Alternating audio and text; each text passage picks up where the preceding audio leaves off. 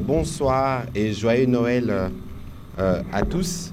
Un Noël particulier pour ceux qui viennent de la ville-province de Kinshasa parce qu'ils la célébreront ici à Luluabour, Kananga, à la place de l'indépendance, la place où toute la ville de Kananga s'est mobilisée pour écouter le président de la République qui a réservé cette soirée de la nativité aux populations de cette partie du pays dans le cadre des soins itinérance qu'il effectue depuis plusieurs mois dans toutes les provinces de la République démocratique du Congo.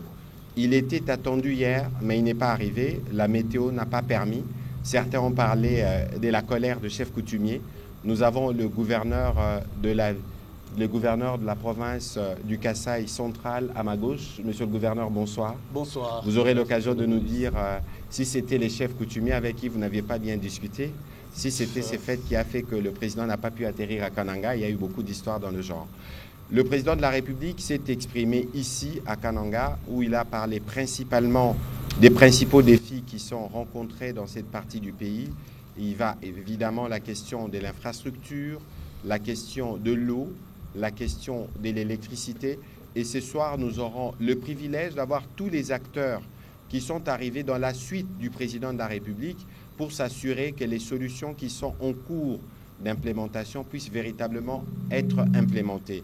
Le président de la République a dit ici à Kananga que si, au terme de son mandat, il ne réglait pas un certain nombre de problèmes, qu'on pouvait le caillasser. C'était donc un défi qui avait été pris. Et ce soir, nous aurons le privilège d'avoir plusieurs membres du gouvernement central avec nous, mais aussi quelques directeurs de principales sociétés concernées par les préoccupations, notamment celles de l'eau, de l'électricité ou encore de routes. Je vais inviter le directeur général du BCECO qui va nous rejoindre. C'est avec lui qu'on va terminer cet exercice de redevabilité. Monsieur le directeur général du BCECO, on revient à vous. Il y a beaucoup de choses que vous devez nous dire. Parce que justement, on a vu qu'il y a des accusations qui ont été portées contre le BCECO. D'abord, dites-nous ce que vous faites dans la ville. Le ministre d'État des Infrastructures nous a dit que vous intervenez sur certains travaux, premièrement. Est-ce que, rapidement, avant qu'on prenne les questions de journalistes, vous pouvez nous dire aussi ce que vous faites dans le cadre du programme 145 territoires? Vous et moi, hier, nous avons été interceptés par des jeunes de Kananga. Dans le cadre de la vigilance citoyenne, nous disaient que sur les 145 territoires, rien n'est fait. Un peu comme le gouverneur le disait tout à l'heure. Est-ce que vous pouvez, à travers des chiffres et des exemples, nous dire concrètement ce que vous faites dans la ville de Kananga et dans la province du Kasaï central de manière générale? Vous avez la parole. Excellent, Monsieur le ministre, merci beaucoup pour cette opportunité de nous donner de faire le point sur les activités de BCECO dans la province du Kasaï central et en particulier dans la ville de Kananga. Avant toute chose, je voudrais rappeler aux uns aux autres que BCECO est une agence d'exécution, c'est une agence d'exécution du gouvernement central sous tutelle du ministre des Finances. Nous intervenons dans cette province dans le cadre d'un protocole d'accord que nous avons signé avec le gouvernement provincial du Kasaï central pour l'accompagner dans ses efforts d'améliorer notamment la voirie urbaine, mais également d'améliorer aussi... Mais rien n'est fait, il l'a dit tout à l'heure. Ça, ça n'engage que lui. Ça n'engage que lui. Donc, nous intervenons dans le cadre de la voirie urbaine, mais également, nous accompagnons aussi le gouvernement provincial dans le cadre de la réhabilitation des bâtiments publics. Je voudrais souligner une chose que tout le monde doit savoir, que la voirie urbaine est la compétence exclusive de la province. Elle n'est pas la compétence exclusive du BCECO, c'est la compétence exclusive de la province. Le BCECO vient accompagner la province pour moderniser la voirie. Donc, dans ce cadre, nous avons 3 types de contrats que nous avons signés. Le premier contrat signé en 2022 concerne 42 km de voirie urbaine à travers les 5 communes de la province. Je pense que dans l'assistance ici, je vois plusieurs visages. Dans le cadre de notre politique de redevabilité, généralement, nous faisons les tours avec les journalistes, les membres de la société civile qui sont ici présents pour visiter tout ce que nous faisons comme travaux dans le cadre de la voirie urbaine dans les 5 communes de la ville de Kananga. Je pense qu'ils ne pourront pas le renier. Et je leur avais donné aussi rendez-vous en disant que d'ici décembre, nous allons commencer à asphalter parce que le plus grand obstacle que nous avons dans cette province, c'était Comme l'a dit le DG de l'Office de voirie et drainage, c'était l'absence d'équipement, sans compter les matériels. Maintenant, aujourd'hui, l'entreprise Safrimex s'est sacrifiée, a amené un concasseur, mais ce n'est pas un concasseur mobile, c'est un concasseur fixe avec 5 tapis qui peut fabriquer 5 types de pierres au même moment. La même entreprise a installé une centrale d'enrobés qui peut aujourd'hui produire 4 types d'enrobés au même moment. Vous avez vu l'exercice, bon, certains ont dit que c'est parce que le chef de l'État était là. Nous n'avions pas, généralement quand le chef de l'État voyage, on ne communique pas son programme. Mais nous, dans notre programmation, il était dit que décembre, avant la fin de l'année, on devait faire des tests. C'est-à-dire les tests, on prend un certain nombre de mètres où on essaye de faire la petite fondation. La couche qu'on a vue ici sur Walikale, c'est une fondation. Ce n'est pas encore l'aspect asphaltage. À l'origine, c'était normal, on devait le faire sur l'avenue Collège.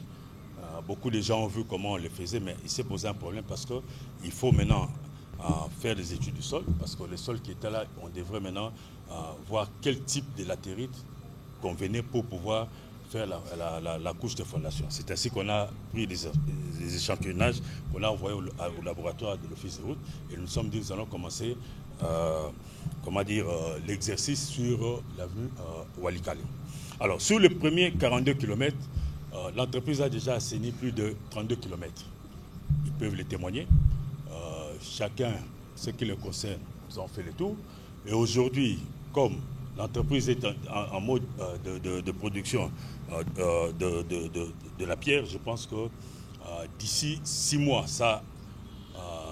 je ne dirais pas que je vais démissionner comme mon collègue, mais je prends l'engagement que d'ici 6 mois, nous aurons les 30 kilomètres asphaltés. Déjà, la ville va changer de peau. Deuxième volet, ça concerne en fait le 41,5 des kilomètres que nous avons signé, mais qui concerne les centres-villes. Parce que beaucoup de gens, quand les gens parlent qu'on ne fait rien, je pense que c'est manquer du respect à toutes ces mamans qui sont en déchat à Katoka, menacées par les érosions. Quand il pleut, ces pauvres mamans sont dehors, ils ne savent pas quel sein se vouer, ils ne savent pas si leur maison va résister parce que menacées par l'érosion. Je peux citer les habitants de Kananga connaissent, vous avez l'érosion de Kamilabi, aujourd'hui complètement maîtrisée, j'ai des avenues ici complètement maîtrisées, nous avons fait tous les tours, les gens témoignent que grâce au BSECO à travers Safrimex, on a pu gérer plus de 12 têtes d'érosion au niveau de ces différentes communes. Aujourd'hui, quand il pleut, vous avez vu la pluie d'hier, la pluie torrentielle. Vous imaginez si on n'avait rien fait là-bas, je pense qu'on allait citer plusieurs morts dans ces quartiers-là. Aujourd'hui, grâce au BSECO et grâce à la vision du chef de l'État, nous avons pu travailler sur ces érosions. Aujourd'hui, ces familles peuvent dormir en paix, mais ce qui reste aujourd'hui, c'est asphalter et également amener l'éclairage public. Alors, sur le deuxième contrat qui concerne 41,5 km, nous avons signé un contrat avec toujours Safrimex le 17 septembre de cette année. Et ce contrat comprend la plupart des avenues au niveau du centre-ville ici. La différence avec les avenues au niveau de communes reculées est qu'au centre-ville, l'avantage que nous avons, la couche de fondation est encore bonne. La fondation construite à l'époque par les Belges, cette fondation est encore bonne. Il suffit juste de les renforcer. En 2-3 semaines, on peut commencer à les asphalter sans problème. Donc ça, c'est ce que je peux dire à ce stade. L'autre volet concerne la RN1. Sur cette route, nous avons reçu mandat de son Excellence, Monsieur le ministre d'État, pour pouvoir finaliser les études et puis contractualiser avec une entreprise pour pouvoir justement réhabiliter cette route, parce que cette route n'était pas prise dans les contrats. Il faut parler au micro, mais oui, bon, vous allez continuer. Permettez qu'on souhaite joyeux Noël à toutes les populations du Kasaï, parce qu'il est minuit à l'heure de Kananga. Donc, joyeux Noël et tous nos voeux, les meilleurs dans vos familles respectives. Nous le ferons dans 1 heure pour ceux qui sont à Kinshasa. Voilà. Merci. Voilà. Merci. Alors on va continuer avec vous. Alors, la route... la RN1 qui va de la cathédrale Notre-Dame jusqu'à l'aéroport, ça représente à peu près 11 km. Là aussi, nous travaillons avec Safrimex parce qu'il faut dire aussi que mobiliser une entreprise de Kinshasa jusqu'ici, c'est un parcours de combattants. Il n'y a pas d'entreprise locale? Monsieur le ministre, c'est ça le grand problème que nous avons dans cette ville. J'y reviendrai. Nous avons signé un contrat pour faire cette route-là. Les gens se plaignent en disant bon, quand on vient de l'aéroport, on ne voit rien. La route a ses réalités. Nous avons commencé par les grands marchés. Nous remontons. Pourquoi nous le faisons? Parce que du côté de l'aéroport, nous avons ce qu'on appelle l'érosion RVA. Si nous commençons les assainissements du côté aéroport, nous allons aggraver cette érosion et nous allons inonder les maisons. Ça va créer un autre problème. Donc vous êtes en train de nous dire que la route de l'aéroport par laquelle nous sommes passés aujourd'hui est en cours. Est déjà prise en charge. Est déjà prise en charge. Alors la chance que nous avons est que la Banque mondiale a signé un contrat avec Safrimex pour traiter l'érosion RVA. Et sur cette route, la partie aéroport, nous allons le traiter après la saison des pluies. Donc que les gens soient patients. Cette route-là sera faite. Le chef de l'État a pris l'engagement de créer des millionnaires congolais. Mais ce n'est pas en donnant à chaque Congolais 1 million. C'est à travers ces travaux. Vous avez posé la question, est-ce qu'il n'y a pas des entreprises locales? Nous avons sillonné toute la ville ici. Il y a combien de camions bennes? Les journalistes sont là. Vous pouvez compter, il y a combien de camions bennes qu'on peut mettre à la disposition des entreprises qui construisent? Quand vous allez sur la rivière Louloua, est-ce qu'il y a une drague pour sortir le sable? On charge les camions de 20-25 tonnes à la pelle. Ça prend combien de temps? Ça prend de l'énergie et de l'argent. Ça, ce sont des opportunités qu'on donne aux opérateurs locaux. Ça leur permet de se faire un revenu et ils sont payés cash par l'entreprise et de créer des emplois. Sur base de ces emplois, les ménages vont scolariser leurs enfants, vont nourrir leurs enfants, vont les faire soigner. C'est comme ça que se créent les richesses dans toute économie. N'eût été l'évocation de Safrimex, je pense qu'il n'y aurait pas espoir, parce que quand vous allez en Ganza, la pierre elle était à la main, mais ce n'est pas cette pierre qu'on peut utiliser pour travailler sur la chaussée ou asphalter la chaussée. J'ai réuni plusieurs opérateurs dans la ville. Ils disent non, eux, leur travail, c'est vendre le ciment, vendre les barres de fer. Mais comment est-ce qu'ils vont capter les flux financiers générés par tous ces travaux? Les opérateurs qui viennent, qui ont des marchés, ils vont exécuter et pouvoir rentrer avec les flux financiers. Et sur les 145 territoires à travers la province du Kasaï central? Sur les 145 territoires, je pense que, comme vous le savez, nous avons mis en place une stratégie parce que c'est un projet phare, mais c'est un projet aussi important. La stratégie mise en place, c'est que nous travaillons avec deux types d'opérateurs. Nous avons d'abord les agences locales d'exécution, mais également les petites et moyennes entreprises. La condition pour donner un marché à une agence locale d'exécution, c'était d'avoir un point d'ancrage dans la localité où l'agence se missionne. Alors quand on regarde dans la province du Kasaï central, il y a quelques disparités. Nous avons pu avoir des agences d'exécution au niveau du territoire de Dibelenge, des territoires de Kazumba, mais également le troisième territoire, c'est Luisa. Par contre, les petites et moyennes entreprises se sont concentrées sur Ndemba et Dibaya. Alors, au niveau des trois premiers territoires, je pense que nous avons réceptionné à peu près 90% des ouvrages. Et là, preuve à l'appui, j'ai la liste avec les noms des écoles, les noms des centres de santé. Mais là encore, c'est là aussi la population ne réagit pas parce que concernant les centres de santé, nous n'avons pas eu de ressources. On peut voir les images. Nous n'avons pas eu de ressources pour financer les équipements médicaux. Donc ces centres de santé n'ont que des équipements non médicaux et ne peuvent pas être opérationnels. Alors au niveau de Ndemba et d'Ibaya, nous avons mis à peu près 15 mois pour recruter les petites et moyennes entreprises dans le cadre de procédures de marché public. Nous avons un projet urgent qu'il faut exécuter, mais le code de marché public n'est pas assez souple, ne contient pas des discussions souples pour nous permettre justement de mobiliser rapidement les opérateurs économiques. C'est ainsi que, mes frères de Luiz et d'Ndemba se plaignent en disant que les travaux sont en retard, ainsi de suite, mais c'est tout à fait normal. Il faut respecter la loi. Autre chose aussi, nous sommes restés aussi, ça il faut le reconnaître, c'est plus une année sans ressources. Ce n'est qu'il y a 2 mois que le gouvernement fait un effort pour nous donner un peu de ressources pour relancer les travaux. Voilà ce que je peux dire à ce niveau. Mais je peux garantir que tout ce que nous avons commencé comme ouvrage, nous allons les terminer. Nous allons les mener jusqu'au bout. Voilà. L'autre difficulté, l'autre difficulté que nous avons, à l'origine, c'était que quand on lançait les PDL 145 territoires, nous avons les ouvrages tels que les écoles, les centres de santé et les bâtiments administratifs sous financement des tests du FMI, et que le gouvernement s'était engagé au même moment qu'il allait mettre les ressources à la disposition des agences pour financer les routes des dessertes agricoles. Mais cet argent aujourd'hui n'est jamais arrivé. Ce qui fait que la plupart de l'entreprise font face, non seulement les entreprises, mais les agences locales d'exécution font face aux difficultés d'accès. Je donne seulement un exemple pour ne pas aller loin. Nous sommes restés presque une année ici sans pont. Les 2 ponts qui reliaient la ville de Kananga à Ndemba étaient dans l'eau. Ce n'est que maintenant qu'un honorable député de bonne foi a pu réhabiliter un pont, ça fait à peine 3 mois. Donc je pense que grâce à ce pont, nous pouvons relancer et accélérer les travaux au niveau du territoire de Ndemba. Voilà, vous avez dit l'essentiel. On va prendre 2-3 questions pour terminer cet exercice d'irrédévabilité qui est le plus long depuis le début. Nous avons des bâtiments. Vous avez des bâtiments? Oui, Excellence. Aussi, comme vous le savez, tous les chefs de l'État s'étaient engagés à doter chaque province des bâtiments publics. Aujourd'hui, si vous passez aujourd'hui, je pense que la province du Kassai centrale peut être fière d'avoir aujourd'hui une résidence officielle digne de ce nom. Je pense que si les autres gouverneurs viennent ici, ils seront jaloux.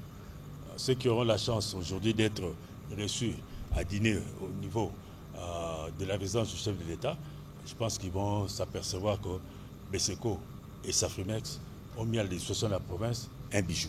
Nous avons réhabilité aussi le Capitole, nous avons réhabilité aussi la mairie.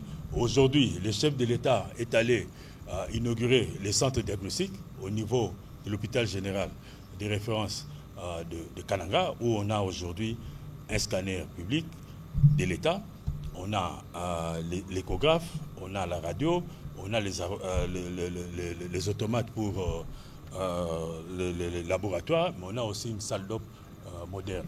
À côté de cela, nous avons aussi inauguré avec son excellence, monsieur le ministre de la Santé, la morgue, une morgue moderne qui comprend 54 corps, avec tous les équipements sophistiqués. Je pense que cette morgue, il y en a peut-être 3 au niveau de la République démocratique du Congo. Il y a la morgue au niveau de l'hôpital Kanchachi, il y a la morgue au niveau de l'hôpital ex-Mamayemo, mais la 3e morgue, voilà, c'est au niveau de toute façon, on va s'assurer qu'à votre niveau aussi, qu'il y ait une collaboration plus étroite avec les journalistes. C'est fait. Parce que nous avions l'impression, en écoutant les gouverneurs en début de ces briefings, que vous ne faisiez absolument rien ici.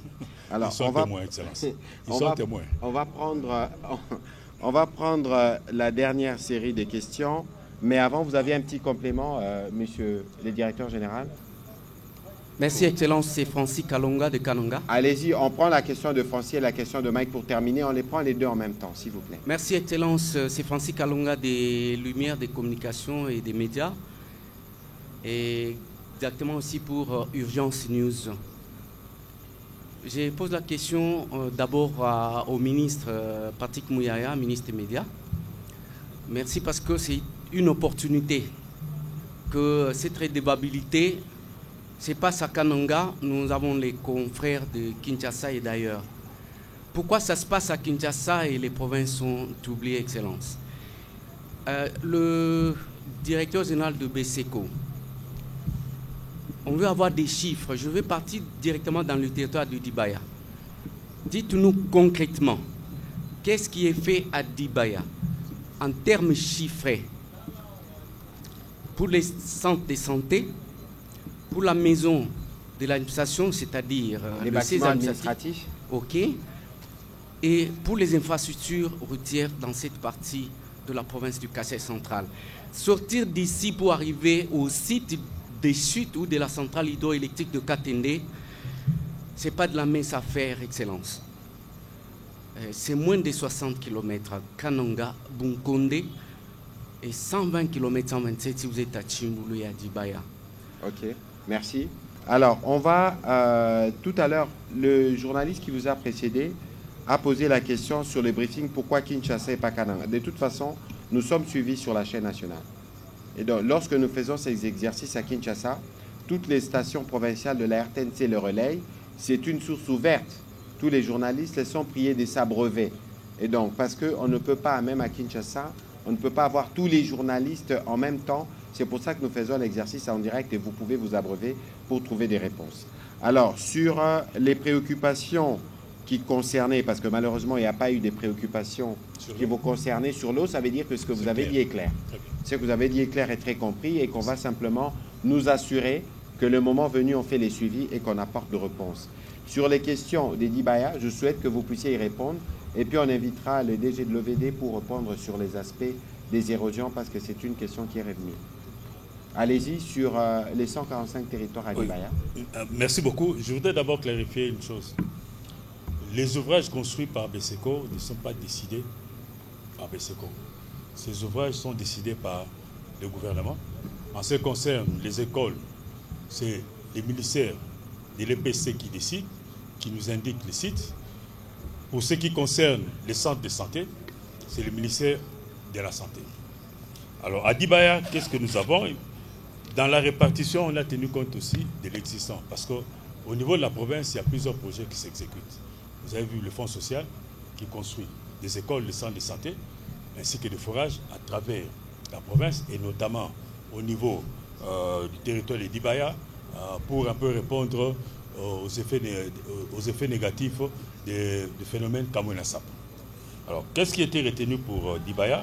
Quand je prends le secteur de Dibataï, il est prévu 2 centres de santé, les centres de santé de Dibanda et les centres de santé de Bataille, et une école, l'épée Chimenga. Au niveau de Kamwandou, il est prévu un centre de santé Kamwandou et une école épée Toudilama. Au niveau de Kassangidi, il est prévu un centre de santé, le centre de santé Kassangidi. Au niveau de Chichilou, il est prévu un centre de santé au niveau de Chichilou et puis une école au niveau, c'est épée Mouela Ferdinand. Voici ce qui est prévu pour Dibaya. Et comme je l'ai dit aujourd'hui, comme je l'ai dit tout à l'heure, Dibaya, le processus de recrutement a été plus long. On a mis à peu près 15 mois pour mobiliser les petites et moyennes entreprises, ainsi que parfois les gens ont l'impression que les travaux avancent au ralenti. Ce n'est pas tout à fait ça, mais également nous sommes restés une année sans financement. Aujourd'hui, nous avons reçu les financements pour continuer les travaux. Si vous faites un tour aujourd'hui vers Dibaya, vous allez trouver que les travaux ont repris. Nous avons aussi les bâtiments administratifs au niveau de Chimbou. Voilà, on va s'assurer de faire le suivi pour que cela puisse être vu. Pour ce qui concerne les infrastructures routières, je pense que jusque-là, nous n'avons reçu aucune demande pour réhabiliter l'infrastructure routière quelconque. Par contre, dans le PDL, nous avons ce qu'on appelle les routes de descente agricole que nous devons réhabiliter à travers nos 9 provinces. Et 38 000 CFR cette année. Oui, voilà. Les études sont déjà finalisées. Les dossiers d'appel d'offres pour les PME et les avis à manifestation d'intérêt sont déjà finalisés. Nous avons reçu toutes les autorisations administratives, mais nous attendons qu'on nous donne l'argent depuis juin 2023. Nous attendons qu'on nous donne l'argent pour lancer, recruter les prestataires pour pouvoir exécuter les travaux. Voilà ce que je peux dire à ce stade. Voilà, merci beaucoup. On va donner la parole au DG de la Régie des eaux. Ce sera votre mot de la fin. Merci. Et on va demander à M. Victor Toumba de revenir parce qu'il est encore là, très rapidement, pour parler 2-3 minutes des érosions. Et on va conclure cet exercice de redevabilité. Nous allons atterrir sur cet exercice de redevabilité. Le président de la République a beaucoup parlé aux jeunes et des jeunes cet après-midi, mais il a aussi parlé de l'école de formation des officiers. L'EFO, qui est une école des références dans les pays de manière générale, où on forme nos officiers. Vous savez que nous sommes agressés dans l'Est de la République démocratique du Congo. C'était aussi un appel lancé à la jeunesse de cette partie du pays qui a le privilège d'avoir l'école des formations des officiers pour qu'ils puissent s'enrôler au sein de forces armées de la République démocratique du Congo. Il faut situer cette visite d'itinérance du président de la République dans le contexte non seulement du suivi des projets qui ont été engagés, mais aussi dans un contexte où nous voulons être en parfaite harmonie et en parfaite communion avec nos populations. Le président de la République a dit aujourd'hui, il a pris un engagement aujourd'hui en disant que s'il n'exécute pas, c'est pourquoi vous l'avez élu, vous pourrez lui jeter le pierre. Donc une parole comme ça du président de la République ne peut pas être dite en l'air s'il n'y a pas de soubassement. Et ce sont les soubassements que nous avons voulu vous apporter dans cet exercice que nous avons voulu pédagogique et un peu long pour voir ce qui s'est fait au niveau du secteur des infrastructures, ce qui s'est fait au niveau du secteur des ressources hydrauliques et électricité, ce qui est fait par la Régie des eaux, ce qui est fait par l'OVD et ce qui est fait par le Bureau central de coordination BESECO. Et donc, il n'y a aucune question, aucune préoccupation qui touche aux populations du Kasaï central, parce que nous sommes au Kasaï central, qui ne connaissent pas un début des réponses du président de la République. Les frustrations sont compréhensibles, mais il y a un travail à faire, et c'est pourquoi nous faisons cet exercice de redevabilité du côté des professionnels des médias pour être en mesure de faire les suivis du travail qui a été fait pour combattre justement parfois la désinformation, comme on a un peu constaté tout à l'heure dans ce qui a été dit en liminaire.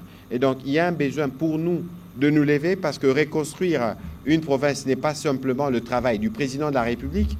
Vous avez suivi les directeurs généraux du BESECO, c'est aussi une occasion pour susciter les hommes d'affaires ici, prendre l'initiative pour appuyer les actions qui sont en cours. Et parce qu'on parlait des jeunesses, les programmes de 145 territoires a créé le cadre qui permet à des jeunes de travailler aujourd'hui dans la construction des centres et des santé, dans la construction d'autres infrastructures. C'est illustratif justement de la volonté du gouvernement d'apporter toutes les réponses. C'est par ici qu'on termine donc cet exercice de redevabilité.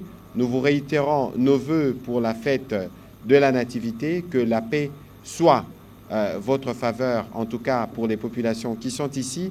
Demain, nous aurons l'occasion de communier ensemble avec le président de la République pour la messe de Noël sûrement, et pourquoi pas pour d'autres activités qui sont prévues dans le cadre de sa mission d'itinérance. Que vos anges gardiens vous protègent, et bonne soirée et joyeux Noël chez vous. Merci beaucoup.